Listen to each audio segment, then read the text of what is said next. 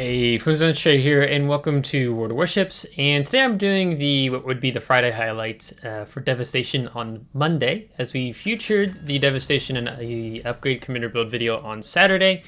And today I want to showcase more of the ship to you after the first impressions video that I have had on the ship, and kind of wrapping my head around Devastation a bit more.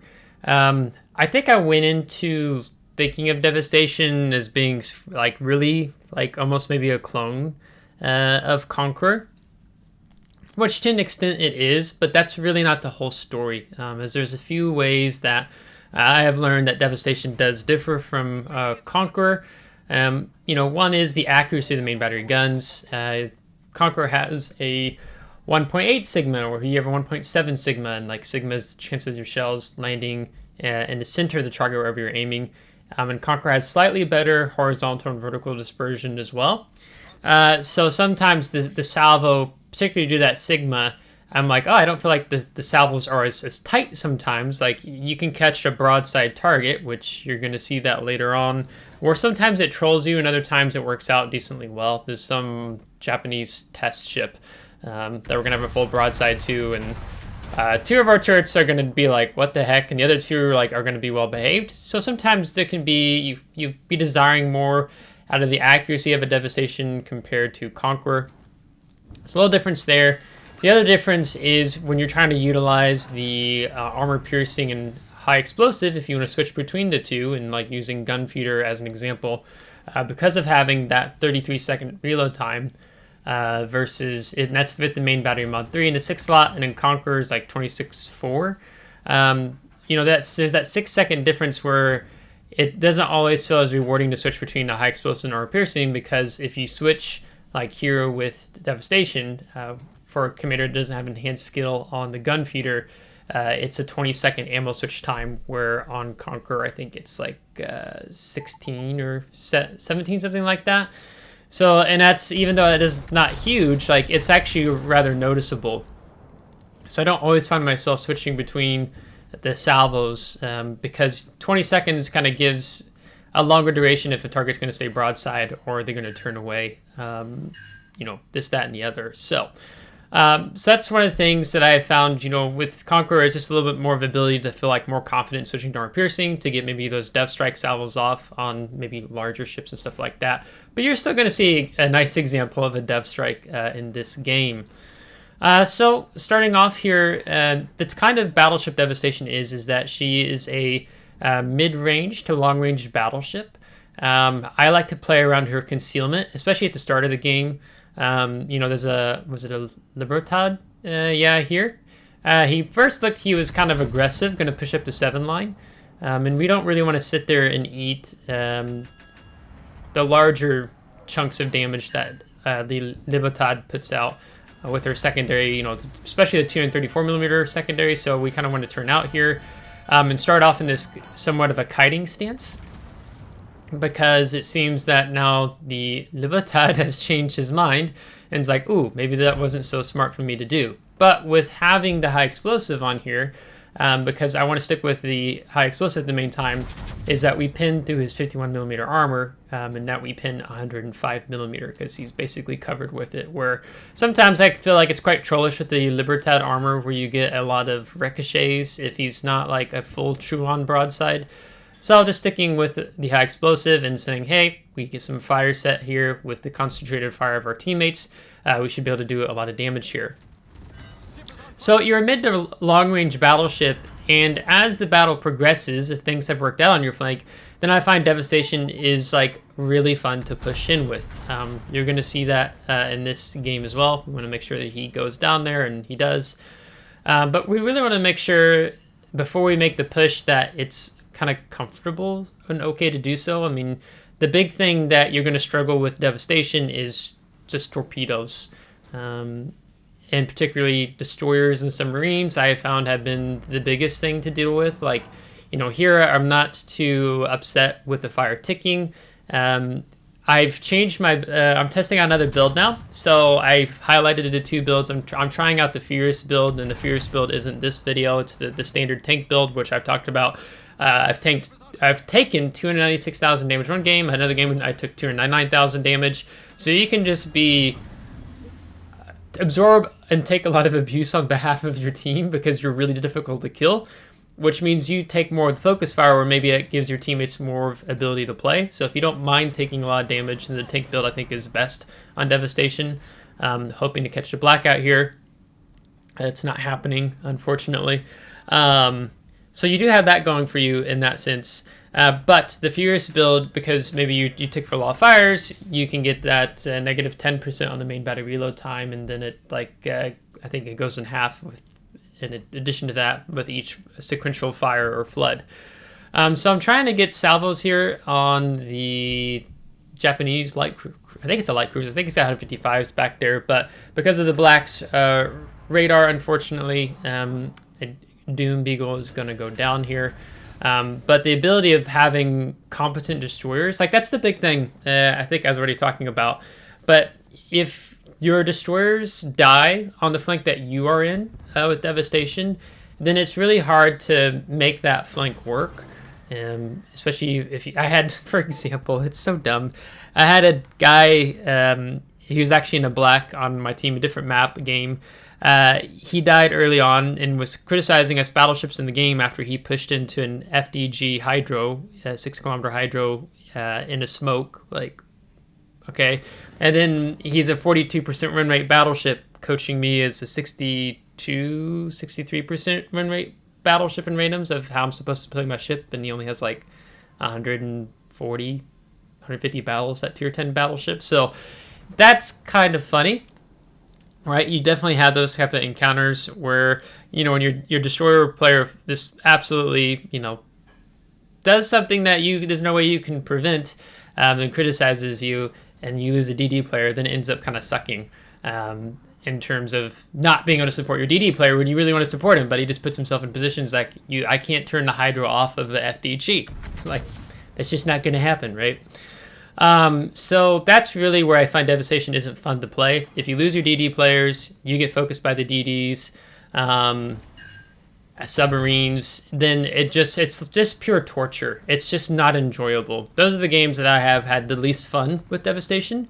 But the games where things come together, maybe there's not so many DDs, destroyer players, this, that, and the other, then it actually is really nice, much more enjoyable. Here you're going to see the example where we're going to get an armor-piercing salvo off as well, this high-explosive salvo. Every time my guns have been reloading, he pops up, and I'm getting really annoyed because I just want to be able to put him down, and I can't. And that's a strong position to play in, but he keeps going forward and backwards. So here's an example of the 419s, broadside light cruiser, 11,000. We did incapacitate torpedoes, so we were trying to be mindful of that. I want to get the rear turrets off. I was like, okay, he did ground. And I'm going to go and switch to their AP here. And see, there he has a 17-second reload time, and that's just because my adrenaline rush ticking in.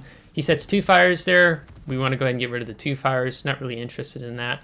And I'm trying to figure out with his torpedoes, since it's a new test ship, I'm like, wait, I don't think he has quite the angle to get those launched on me because all these islands here. And I did just incapacitate them, although was it port side or was it starboard side? I don't know. So example, first salvo broadside. Next salvo, you know, there's a little bit tighter shell grouping in there, and we do get the sweet spot. So, you know, 5 connected versus I think the previous salvo 2 of the 8 connected. So a little weird there. And I'm debating, do I go and go around the island? Do I still have to be mindful of torps? Because I've just been torped so much in a round. I've had so many games where I think I'm a little shell shocked from that. I probably could have pushed up a bit earlier, sooner than what I did in this game, but hey, it is what it is. So now we want to try to focus on resetting ships in Alpha, because we have our Colombo that's pushed into mid, and he's going to die here shortly. But this is where I think Devastation really begins to shine. You know, note we've used 2 heals now of our 4 heals with Andrew Cunningham. You know, if we get 2 kills, we'll get a 5th heal. And if we tank team in potential damage with the improved repair readiness skill, it'll give us an additional heal. So you can get up 6 heals in Devastation, which is really atrocious. The damage that this ship can take and that you can heal back from. makes Devastation a really hard ship to kill and destroy, which is like one of the strengths that you have in addition to having 16 419mm main battery guns. So now we're going to be able to, we can actually farm here a little bit in terms of hiding in here behind the island. Their team is kind of, you see a lot of death has happened on the 1-2 line. They're moving more and trying to take out the cap. I'm not interested to step on the A compared to Azuma player here because there's still 2 DDs at play. You're just talking about a potential Torp Fest happening in the cap. And I'm not interested in any of that. I'd rather the DDs get spotted and then be able to take shots. So there, I was like, oh, right after I fired, black gets spotted, black's committed to the turn, fire the front main battery guns, get 2 resets, 4,900. That's the really great thing about Devastation's, the British high explosive, is that you do a lot of damage when you do connect those high explosive shells with destroyers.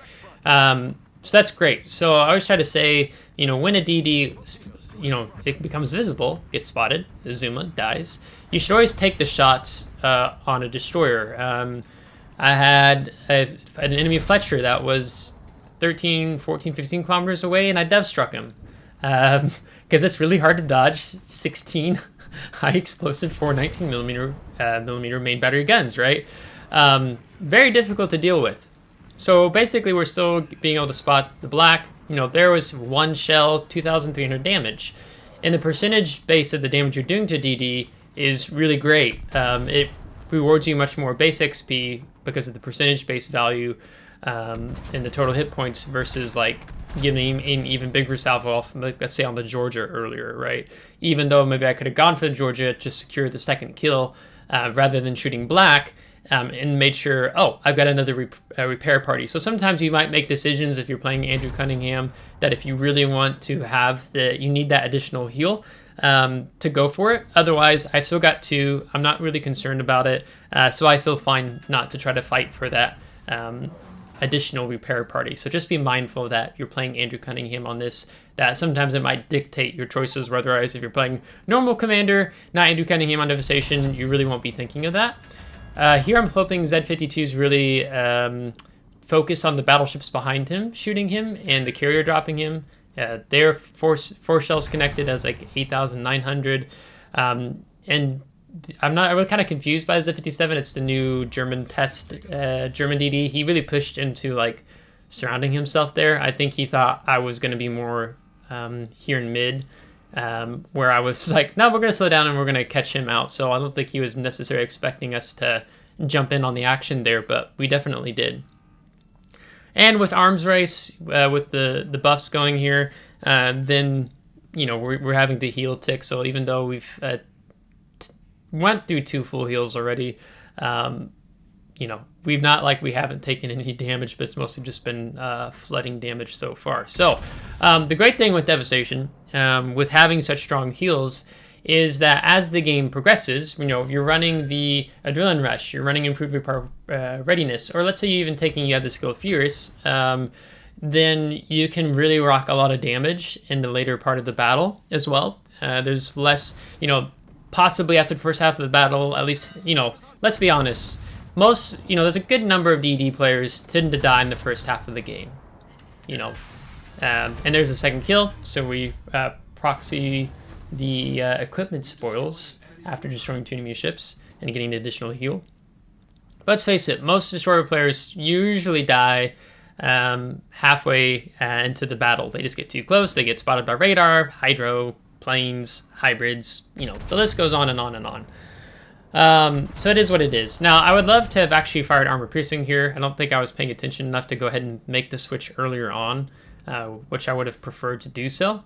But even with high explosive, 13,700, and then I think that was another 4+K, that's a decent amount of damage. Now we're going to switch to the armor piercing on a broadside CV, and ironically he ends up just like sitting still, which is like absolutely perfect for us. So, yep, no smoke coming out of the stack. He's just sitting still, and we're ready to take the pot shot, even though he was only briefly detected there. Dispersion's looking pretty good. I'm going to go ahead and put that fire out, and Merp. So big salvo after having hit the Confederate, then now high caliber and Dev Strike, and yeah boy. So I was very happy about this game being among one of my better Devastation games. So it felt, because of that Dev Strike at the end on a carrier, I was like, I've got to show the boys and girls on YouTube. I got to show the boys and girls. So 242,000 damage, Confederate, Dev Strike, Dreadnought, and high caliber. You'll often get Dreadnoughts with Devastation. It's the name of the game. You know, you could call it Dreadnought Devastation. Nickname the ship Dreadnought as well. We didn't get a Wither. If we do get a Wither here, it activates Swiftly skill, which gives us a negative 10% of main battery reload time. So that's really fun. I've had a couple of games I've activated Wither, so it was not this game though. 2,800 base XP. RCV had a really good game, and interesting to see more of what comes with Z57 as one of the new super ships. We took 151,000 damage, and you could still see how much like healing capability we still had, and most of that was just fire damage. I think, yeah, 40,000 damage to fires. High explosive shells though did 86,000. So you can just heal and heal and heal. Only 1.5 million potential damage that game.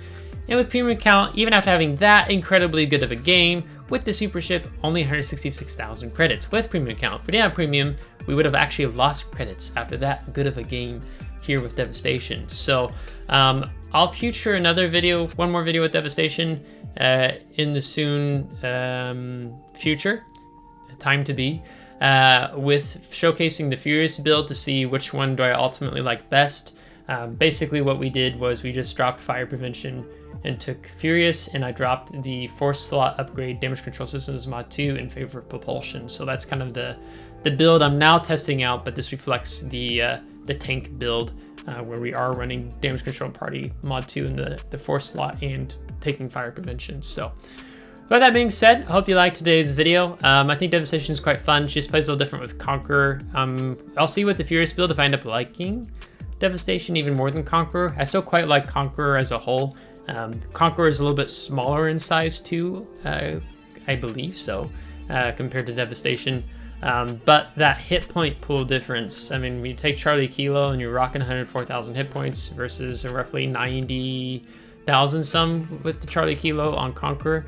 It really does make quite a difference in terms of the overall hit point pool that you're rocking with this ship. I'm just going to check that I said the survivability right. Sorry, with Charlie Kilo it's 87,000, so 87,000 versus 104,000 essentially with Devastation. So that being said, if you liked this video, give a thumbs up. If you didn't, give a thumbs down. Subscribe if you do want to see more. If you're subscribed, thanks so much. I really appreciate it. Thank you to my Patreon supporters. Until next time, take care.